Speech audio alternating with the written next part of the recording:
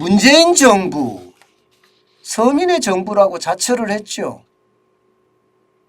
예, 그런데 저는 문재인 정부가 진짜 서민의 정부가 맞나? 저는 아니라고 생각합니다. 그 대표적인 지표가 이거예요. 2021년도 5분위 배율을 보면 5.23배입니다. 이 5분위 배율이라는 게 소득 하위 20%의 소득 대비해서요. 소득 상위 80% 이상 100%의 어떤 배수를 나타내거든요. 그러니까 지금 소득 상위 20%는 하위 20%에 대비해서 5.23배를 많이 번다는 이야기입니다. 5.23배를. 이게 비율이 점점 커져요. 점점. 문재인 정부는 서민의 정부라고 이야기했지만 그래서 돈을 엄청나게 풀었지만 사실 빈부격차 해소에는 완전히 실패했습니다. 오히려 더 늘었습니다. 여러분 보세요. 2018년에 4.83배였거든요. 4.83배. 그러던 것이 2019년에는 4.76배예요. 조금 줄어드는 듯 보였습니다. 그런데 2020년에는 4.88배로 늘었고요. 2021년에는 5.23배로 늘었습니다. 5.23배로. 결국 말입니다, 여러분. 소득 하위 20%는요. 소득이 줄고 소득 상위 20%는 소득이 늘었다는 결론이 생기잖아요. 저는 이것을 보면서 말입니다. 문재인 정부가 퍼주기를 해도 진짜 잘못했구나. 경제 전반으로 보면 말입니다. 여러분, 일자리가 늘어나야지 소득 하위 20%는 소득이 올라갑니다. 일자리가 늘어나야지 이들에게 일자리가 만들어지고 또 이들이 열심히 일함으로 해서 그만큼 소득을 벌어들이고 이게 빈부격차를 줄여가는 방법이거든요. 그런데 그렇게 못한 거예요. 여러분 보세요. 2018년에 소득 하위 20%는 185만 원을 벌었습니다. 소득 상위 50%는 892만 원을 벌었어요. 4배하고도 8.3배가 더 있습니다. 거의 5배 차이가 납니다. 2021년에는요, 오히려 소득 하위 20%는 줄어들었습니다. 181만 원으로. 반면에 소득 상위 20%는 948만 원으로 늘어났습니다. 그러니까 못 사는 사람은 소득이 줄고 잘 사는 사람은 소득이 늘었어요. 그러니까 소득 격차는 5.23배로 늘은 겁니다. 5.23배로. 이것을 보면 말입니다. 결국 말입니다. 퍼주기 하는 거 있잖아요. 재정 중독으로 만드는 거 말입니다. 이것은요. 빈부격차를 해소시킬 수 있는 정책은 못 된다 이렇게 이야기할 수 있는 겁니다. 결국 일자리를 만들어야 된다는 결론밖에 안 생겨요.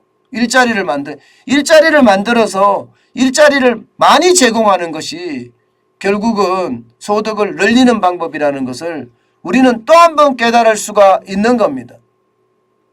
자산도 마찬가지입니다. 자산도 여러분. 자산도 이게 차이가 굉장히 커졌어요. 소득 하위 20% 자산은요. 2018년에 703만 원이었어요. 그런데 소득 상위 20%의 자산은 8억 8,138만 원이에요. 무려 125배의 격차였습니다. 125배의 격차. 그런데 2019년에는 142배의 격차로 늘었고요. 2020년에는 164배의 격차로 늘었습니다.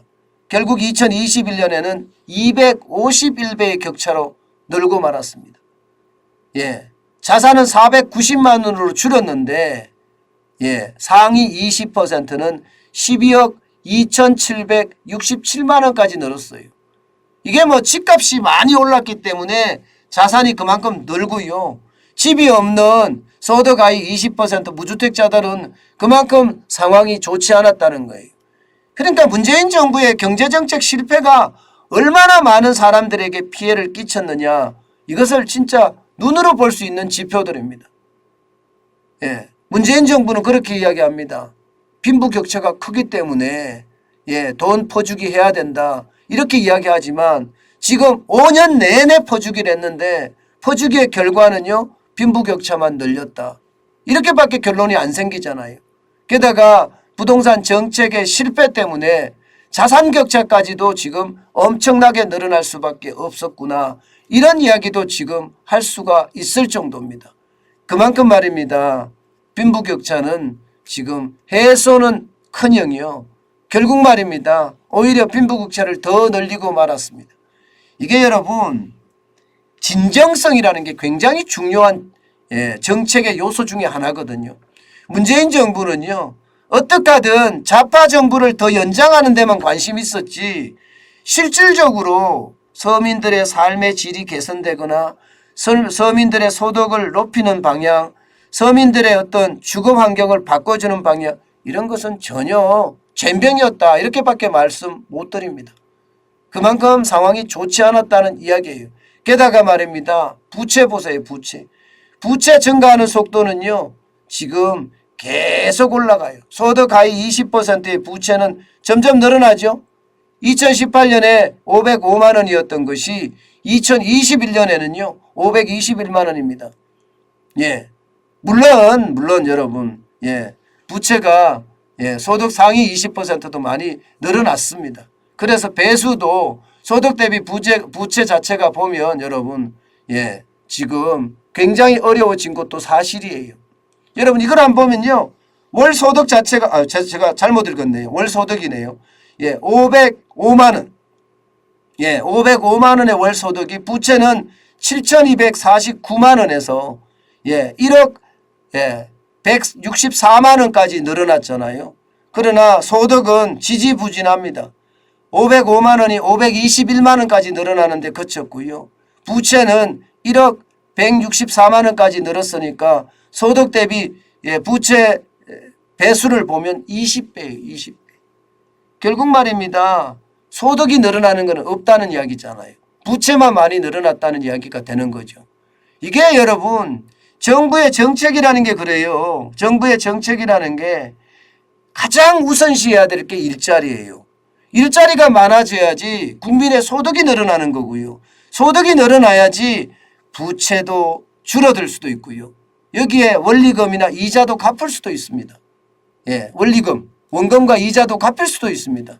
그런데 일자리가 늘어나지 않는 상태에서 계속해서 정부가 그냥 돈 퍼주기만 밀어붙였다는 사실은 결국 말입니다. 최악의 상황으로 점점 몰릴 수밖에 없었다, 이렇게 예상할 수가 있는 겁니다. 저는 그 어느 때보다 말입니다. 진짜 서민을 위한다면 일자리를 많이 만드는 거예요. 그리고 물가를 잡는 거예요. 이거보다 더 중요한 정책은 저는 없다고 생각을 합니다. 잘난 척 아무리 한다고 하더라도요, 제일 중요한 게 서민들의 일자리를 많이 만들어줘서 소득이 늘어나게 만들어주는 것, 이거보다 더 중요한 것은 없습니다. 게다가 돈을 쓸 때 물가가 좀 싸면 더 많이 쓸 수 있잖아요. 그래서 물가를 잡는 것, 그거보다 더 중요한 것도 없다, 저는 그렇게 생각을 합니다. 아마 윤석열 정부는 제가 계속 말씀을 드리고 있어요. 기업의 비용을 어떻게 하면 줄일 것인가에 대한 고민, 그래서 최종 제품의 가격을 그만큼 덜 올릴 수 있게끔 만들 수 있는 것, 이런 것들이 지금 우리에게는 필요하지 않을까. 그러므로 해서 저소득층 사람들, 또 많은 젊은이들이 일자리를 가지는 것, 그게 가장 중요한 저는 경제정책의 요소라고 다시 한번 말씀드릴 수 있을 것 같습니다.